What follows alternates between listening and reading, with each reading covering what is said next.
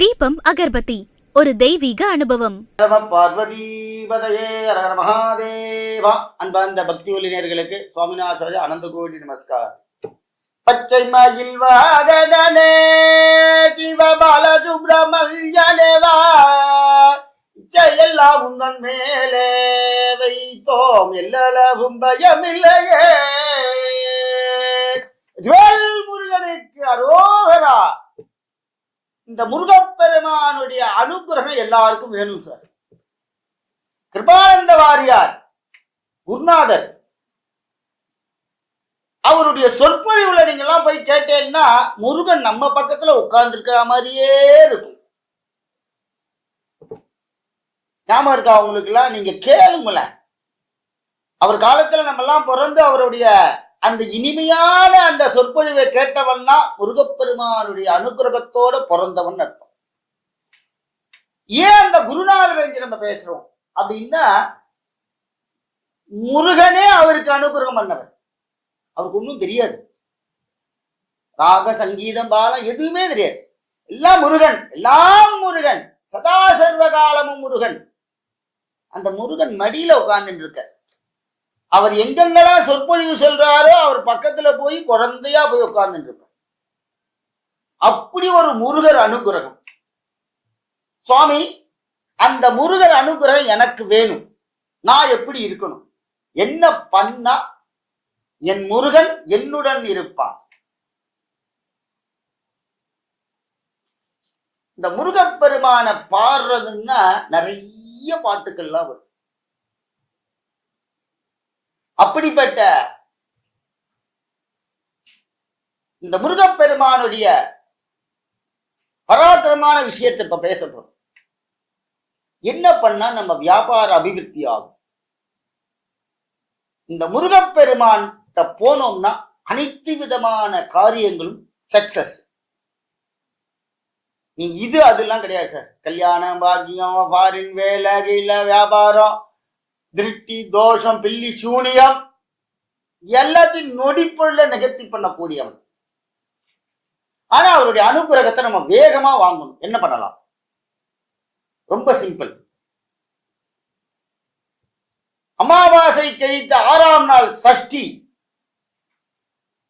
அன்னைக்கு முருகப்பெருமானுக்கு எலுமிச்சை மாலை போடுங்க. 7 எலுமிச்சம்பழம் தான் கோக்கணும். முருகப்பெருமானுக்கு போடுங்க, நிவர்த்தி ஆயிடும்.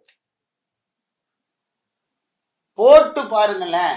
அந்த எலுமிச்சம்பழ மாலையை போட்டுட்டு முருகர் சன்னதியில உப்பும் மிளகும் வாங்கி 6 விளக்கு ஏத்துங்கள். பேலுண்டு வினையில்லை, மகிழுண்டு பயமில்லை, குறைவல்டு குறையில்லை அப்படின்னு பாடுறார் முருகனை. என் கந்தல் உண்டு கருணை உண்டு மனமே. கருணை கடவுள் யாரானா கந்த பெருமான்.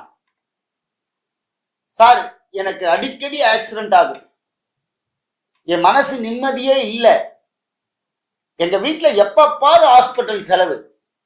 சார், என் குழந்தைகள் என் சொல் பேச்சை கேட்க மாட்டேங்குது, பசங்களாம் பெரியவங்களா ஆயிட்டாங்க, சொன்னதை கேட்க மாட்டேங்கிறாங்க, மனசு ரொம்ப சங்கடமா இருக்கு, வேலை கிடைக்க மாட்டேங்குது, பசங்களாம் துர்சிந்தனையோடு அலையறா, பெண்கள் குழந்தைகள்லாம் சொன்னதை கேட்க மாட்டேங்குது, என்ன பண்ணா தேரும்? முருகப்பெருமானுக்கு வளர்பிறை சஷ்டி அன்று 7 எலுமிச்சம்பழம் மாலையை கோத்து முருகனுக்கு சாத்துங்க.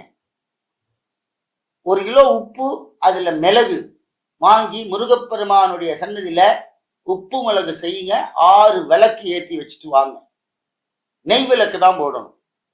இது என்ன பலன் தெரியுமா? எலுமிச்சம்பழ மாலை போடுறதுனால முருகனுடைய அந்த எலுமிச்சம்பழம் என்ன பண்ணுதுன்னா நம்மளுடைய இருக்கிற வினைகள் எல்லாம் ஆகர்ஷணம் பண்ணும். இந்த உப்பு என்ன அப்படின்னா, எப்படி உப்பு கரையுதோ அந்த உப்பு எப்படி கரைய கரைய கரைய நம்மளுடைய கஷ்டங்கள் எல்லாம் கரைந்து விடும். மிளகு எதுக்கு தெரியுமா? எந்த ஒரு நோய்களும் நம்மளை அண்டாமல் இருப்பதற்கு. ஏதான அந்த காலத்துல கடிச்சிட்டுனா முதல்ல மிளகு சாப்பிடுன்னு சொல்லுவாங்க. அந்த மிளகு கடிச்சு சாப்பிட்டா காரம் இருந்ததுன்னா அவனுக்கு எந்த ஒரு விஷமும் உடம்புல இல்லைன்னு அர்த்தம். அவன் காரம் இல்லாம 1 கிலோவும் வாயில போட்டுட்டு அப்படியே உட்கார்ந்துதான் நினைச்சுங்க, அவன்கிட்ட ஏதோ விஷக்கிருமி உள்ள இருக்குன்னு அர்த்தம். அந்த மிளகுக்கு அவ்வளவு சக்தி உண்டு. அடுத்தவதாக 6 விளக்கு எதுக்கு ஏற்றும் அப்படின்னா, அந்த முருகப்பெருமானுடைய அனுகிரகம் வேகமா கிடைக்கணும். சுடர் ஒளி, நெய் தீபம், தீபத்தை போடுங்க. முருகப்பெருமான் 6 முகமான பொருள் நீ அருள வேண்டும் என்று கேட்கிறார் போல அப்படியே வந்து நம்மளை அணைச்சிடுவான் முருகன். உனக்கு என்னடா வேணும் கஷ்டம்? கையில் மேல் அடித்து கைவிழல் என்றான் முத்துக்குமாரன் அடி அம்மா அம்மா அப்படின்னு அடியார் பாடுறார். கையில அடிச்சு சத்தியம் பண்ணுவான் சார் நம்மள்ட முருகன், நான் இருக்கண்டா போடா அப்படின்பா. ஆனால் இன்னொன்னு இருக்கு அந்த முருகன்கிட்ட. நானும் பார்த்திருக்கேன், எங்க கோவிலுக்கெல்லாம் வருவாங்க முருகர் பக்தர்கள்லாம், என்னமோ முருகரே அவர் தான் கொண்டு வந்தா மாதிரி பேசுவான். நாம் என்ற அங்காரம் நமதென்ற காலம் நடவாது வெளனிடமே நடக்கட்டம் பார்ப்போம் என்று இருக்கட்டம் உள்ளம் நலம் யாவும் வீடு வருவே. அரோரா நாம் என்ற அங்காரம் இப்படிதான் சார் பாடினார் அடியார். அவன்கிட்ட மட்டும் நான் என்ற அகங்காரம், நான் தான் பண்ற முருகனுக்கு. என்கிட்ட வந்து கேட்டார் அவர், சண்டை ஐயா ஒருத்தர் அபிஷேகம் பண்ணாங்க, வேட்டி வாங்கி கொடுக்குறாங்க. இவர் அங்கேருந்து வந்தார், என் முருகன் நீ என் வேட்டி தான் கட்டணும் அப்படிங்கிறார். நான் சொன்னேன், ஐயா அவங்க கட்டியிருக்காங்களே அதுக்கு என்ன பதில் சொல்றதுன்னா, என்னது கட்டு அப்படின்ற. இது அகங்காரம். நான் தான் செய்யறேன், திருவிழா பண்ணும்போது அப்படிதான் வருவார், நான் பண்றேன் அப்படிம்பார். அப்பதான் முருகன் சொல்றான், நாம் என்ற அங்காரம் நமதென்ற காலம் நடவாது வெளனிடமே போட்டுடுவர். பக்தியா கூப்பிட்டாதான் ஓடி வருவான் முருகன். அப்புறம் பார்த்தீங்கன்னா அந்த ஆளு அடுத்த வாரம் வரவே இல்லை கோவிலுக்கு. கேட்டா சாமி உள்ள வர முடியாத சூழ்நிலை, 1 வாட்டி தடங்கள்ல 3 வாட்டி தடங்கள் ஆகி அப்புறம் வந்து நின்னர். அப்பதான் சொன்னேன், சுவாமி ஒருத்தர் செஞ்சிட்டு இருக்கும்போது நீங்க வந்து அகங்காரமா பேசினீங்க பார்த்தீங்களா, முருகன் உங்களை ஏத்துண்டானா பார்த்தீங்களா, இனிமே அப்படி நடக்காதீங்க முருகன்ட்ட, காலில் விழுந்துருங்க முருகன்ட்ட, அவன் உங்களை காப்பாத்துவான். இன்னைக்கு அவர் தாங்க எல்லாமே செய்யறார் முருகனுக்கு. முருகனுக்கு அவர் எல்லாம் செய்யறார். யாரானு வந்தாலும் அவர் போய் ஓடி போய் செய்யறார். அப்படி ஒரு முருகன் அடியாரா மாறிட்டார். முருகன் அப்படி கொண்டு போயிடுவான் சார். முருகன்ட்ட அகங்காரம் அகம்பாவம் எதுவும் இல்லாம சமமா போகணும், எல்லாமே அவனுடைய குழந்தைகள்.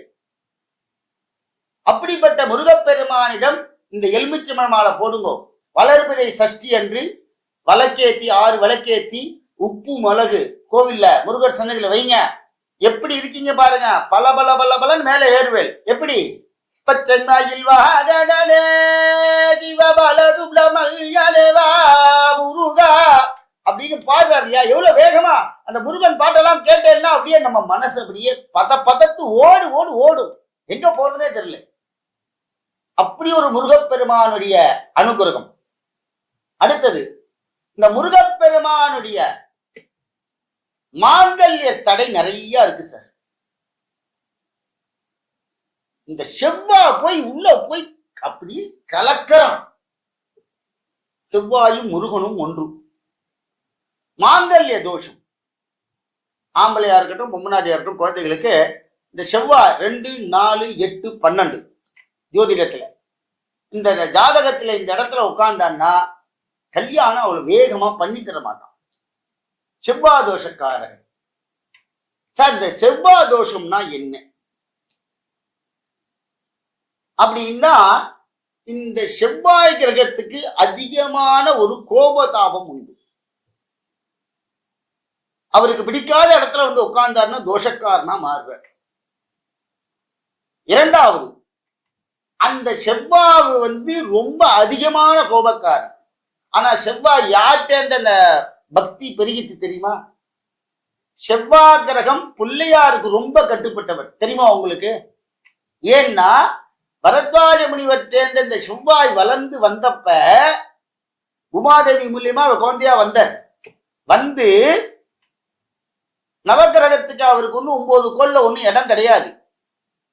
அந்த பரத்வாஜ முனிவர் இந்த செவ்வாய் கிரகத்திட்ட செவ்வாய்கிட்ட சொல்ற, டேய் அங்காரகா, நீ விநாயகப் பெருமானை வழிபடு, உனக்கு அந்த ஒரு பெரிய பதவி கிடைக்கும் என்று சொன்னார். அப்ப அங்காரகமூர்த்தி போய் விநாயகப் பெருமானை அதிகமா வழிபட்டார். பிள்ளையார உருகி உருகி உருகி உருகி உருகி வணங்கினார். பிள்ளையார் என்ன தெரியுமா பண்ணார்? 9 கோள்ல ஒரு இடத்தை கொடுத்துட்டார் அவனுக்கு. இந்த செவ்வாய் தோஷம் உள்ளவங்க முருகப்பெருமானை வழிபடுறாங்க தவிர இந்த செவ்வாய்க்கு அதிபதியா இருக்கக்கூடியவன் விநாயகப் பெருமானை பார்க்கணும். அவர் தான் முதல்ல அவருக்கு வழிவிட்டவர். அந்த விநாயகப் பெருமான், செவ்வாய் தோஷம் உள்ளவங்க விநாயகப் பெருமானுக்கு செவ்வாய்க்கிழமையில விளக்கேத்துங்க. கண்டிப்பா விநாயகப் பெருமான் எப்படி செவ்வாய்க்கு அனுகிரகம் பண்ணாரோ கண்டிப்பா நமக்கு கல்யாணத்துக்கு அனுகிரகம் பண்ணுவார்.